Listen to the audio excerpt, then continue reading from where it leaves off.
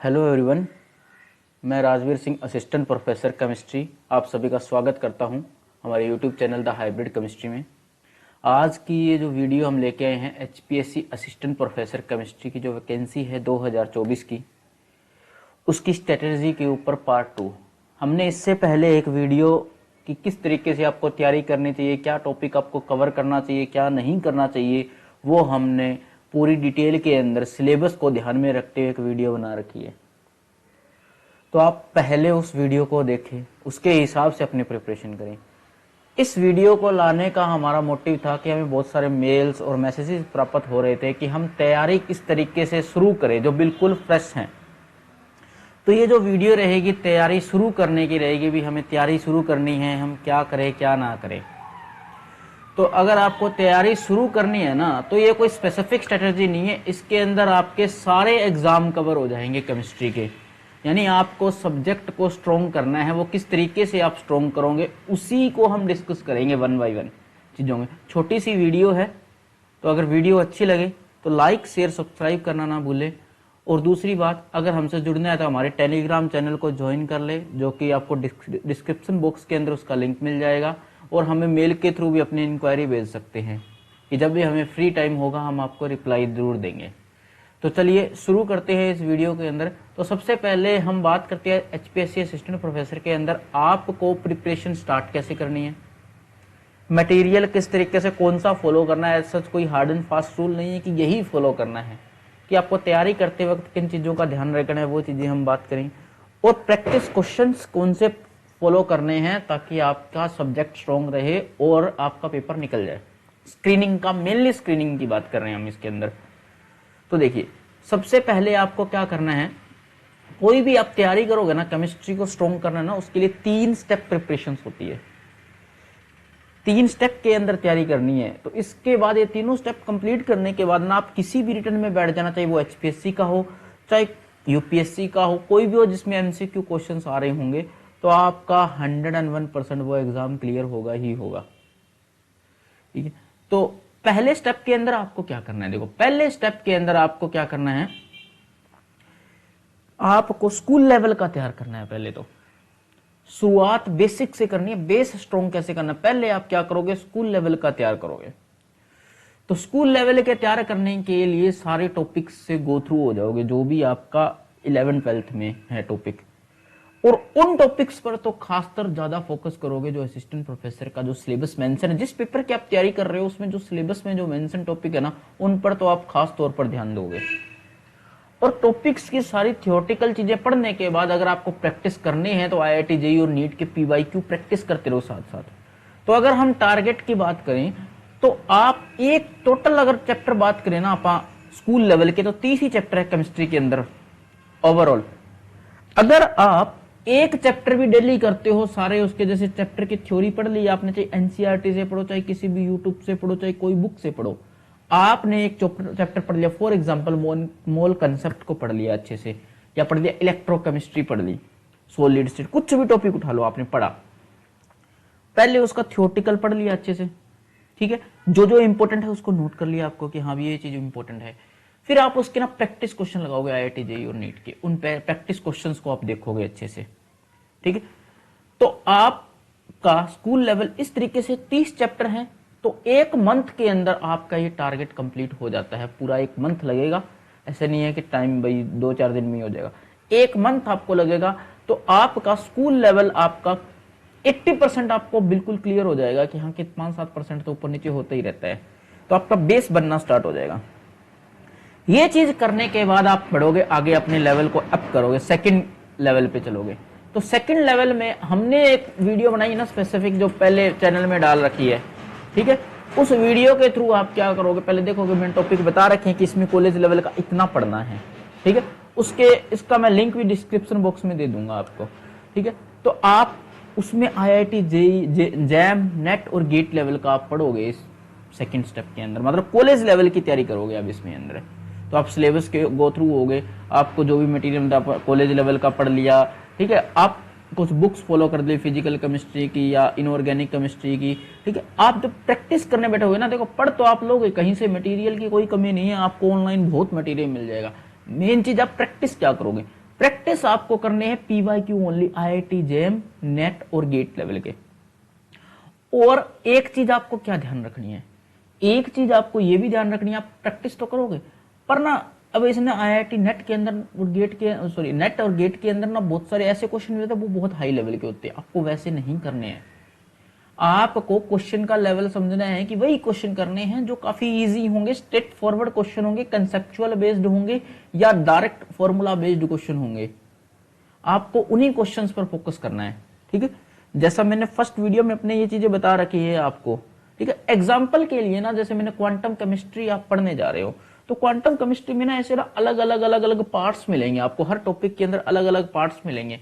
आपको उन पार्ट्स में डिवाइड करके उनके थ्रू क्वेश्चन, जैसे ऑपरेटर, आप ऑपरेटर को अच्छे से पढ़ लिया, ऑपरेटर के क्वेश्चंस लगाओगे क्योंकि स्ट्रेट फॉरवर्ड क्वेश्चन होते हैं, इनमें टाइम भी कम लगता है। तो ऐसे क्वेश्चंस आपके पेपर के अंदर मिल सकते हैं आपके असिस्टेंट प्रोफेसर के, कि ऑपरेटर दे दिया और ये कम्यूट करता है कि नहीं कम्यूट करता है, इस तरीके के क्वेश्चन, ये कौन सा ऑपरेटर है, इसके ऊपर क्वेश्चंस मिल सकते हैं। तो आपको ये प्रैक्टिस करने हैं।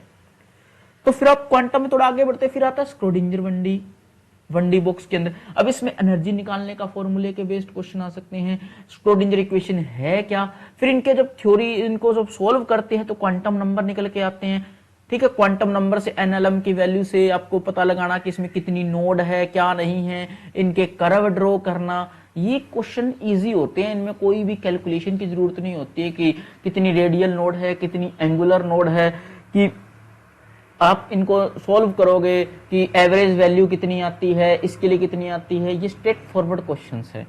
इन क्वेश्चंस, ऐसे क्वेश्चन आपसे पूछे जा सकते हैं।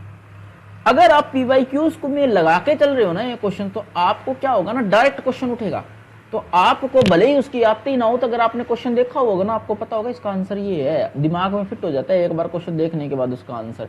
इसलिए ये इंपॉर्टेंट है इस तरीके से करना। फिर उसके अंदर कुछ थ्योरी भी है क्वांटम की, जैसे पर्टर्बेशन और ऐसे करके सिलेबस तो सारा कवर हो गया, पर फोकस क्या करना है, देखो मेन चीज उसमें क्वेश्चंस किस तरीके के बन रहे हैं ना, वही।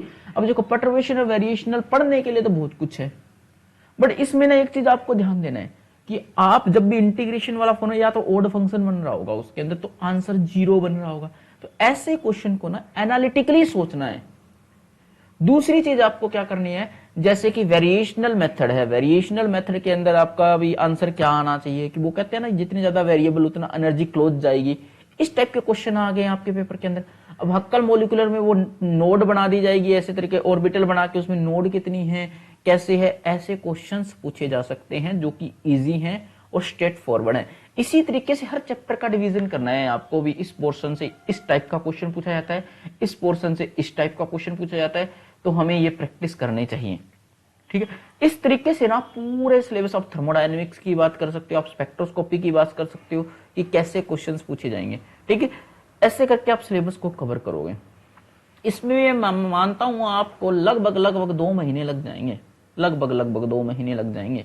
अगर आपको पूरा सब्जेक्ट अगर स्पेसिफिक असिस्टेंट प्रोफेसर पे जाओगे, चलो आप 1 महीने में कवर भी कर, वो आपकी स्पीड पे डिपेंड करता है, ठीक है। अगर आप शुरू से शुरू करें, आपको कुछ चीजें आते भी होंगे तो और भी कम कर सकते हो आप टाइम।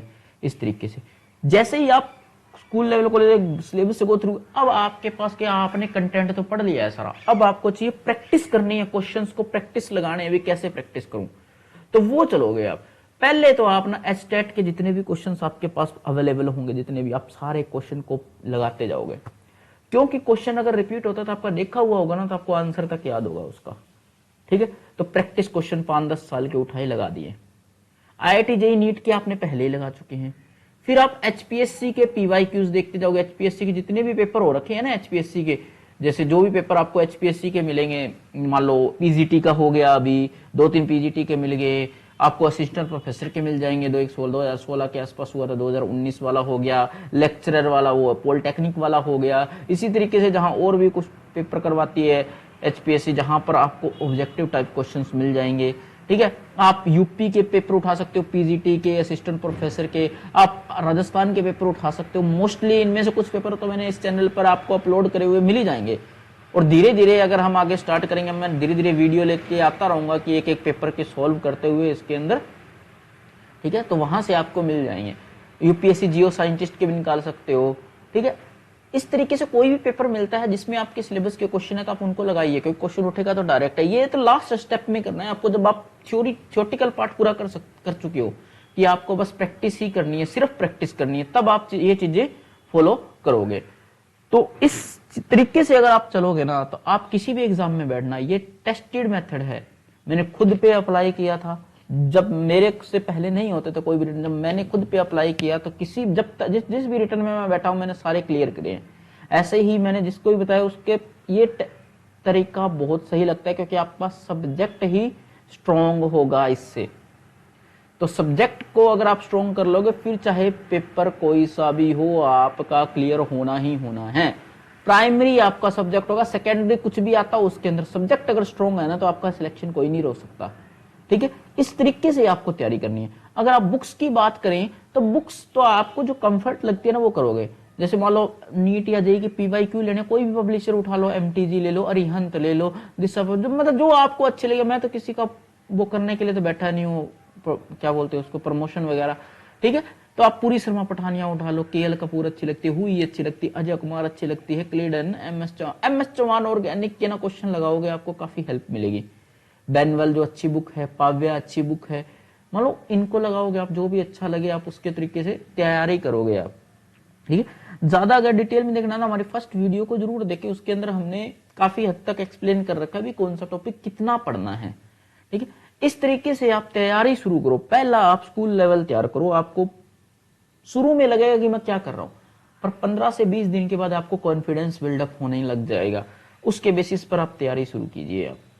ठीक, ऐसे आप तैयारी करोगे तो आपका सब्जेक्ट स्ट्रॉन्ग होगा, फिर आप किसी भी एग्जाम में बैठना आपका सिलेक्शन फॉर श्योर होगा अगर आप इस तरीके से तैयारी करो, क्योंकि सब्जेक्ट अगर आपका स्ट्रॉन्ग हो गया फिर आपका सिलेक्शन कोई नहीं हो सकता। ठीक है, तो इस तरीके से आपको तैयारी करनी है।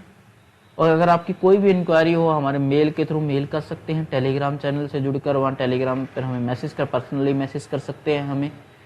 और अगर आपको, हम आने वाले टाइम के अंदर अब असिस्टेंट प्रोफेसर की भी वीडियो लेके आते रहेंगे, डिफरेंट प्रैक्टिस पेपर्स जो हमारे पास अवेलेबल है उनका सॉल्यूशन के साथ।